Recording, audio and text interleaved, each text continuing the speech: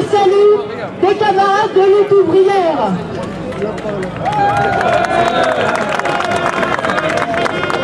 Avant tout, je tiens à rendre hommage à votre grève. Depuis 3 semaines, vous vous êtes engagé dans un bras de fer qui est difficile, contre une direction de combat qui ne recule devant aucune intimidation, aucune menace, aucun chantage. Cette direction dit avec mépris que vous êtes minoritaire.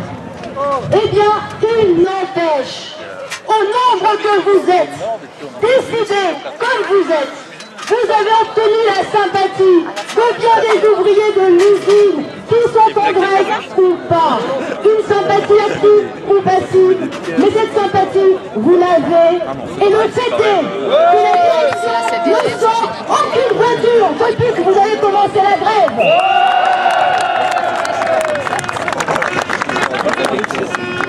La direction vous a accusé d'être des casseurs. Et des journalistes l'ont répété comme des perroquets qui avaient pris à l'appellation de leur maître.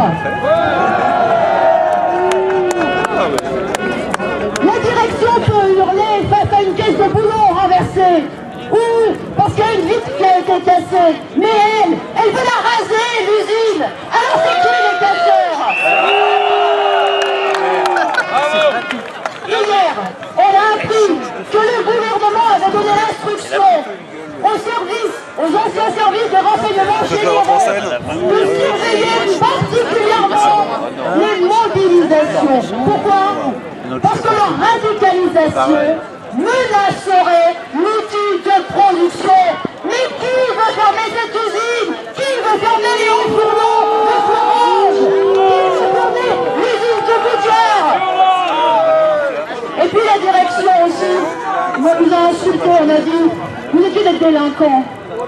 Mais qui se met hors la loi en décidant le lock-out de l'usine? C'est légal ça? Est-ce que c'est légal de faire venir des intérimaires pour remplacer les grévistes? Et qu'est-ce que ça veut dire? De faire venir des vigiles, de faire venir 200 cadres? Ça, c'est de la provocation.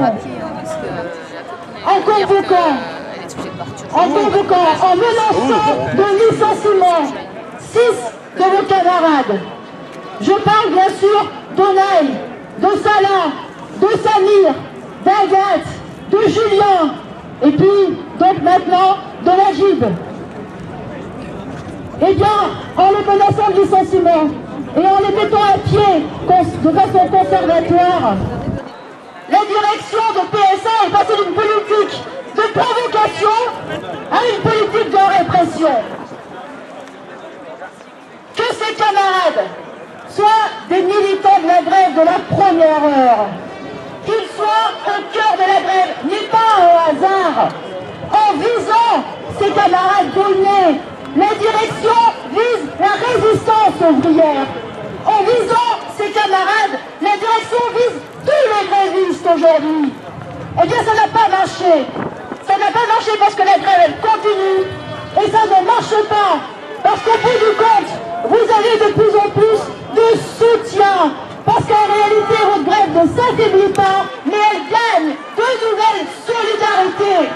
Et je tiens à dire que Salah, Agathe, Samir, Najib, et j'oublie Julien, et bien que tous ces camarades-là, ils ont aujourd'hui notre soutien et ils l'auront dans les semaines à venir.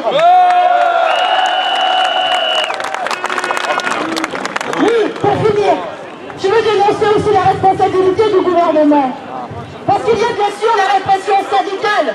Mais à cette répression syndicale s'ajoutent les poursuites à la sûreté territoriale qui touchent 7 d'entre vous. Et ces poursuites, eh bien, elles sont commandées par le parquet. Elles sont condamnées, elles sont commandées par le préfet et par le gouvernement. Alors, faire la chasse aux militants et laisser le patronat faire ce qu'il veut, comme il veut, quand il veut, ça suffit. Non,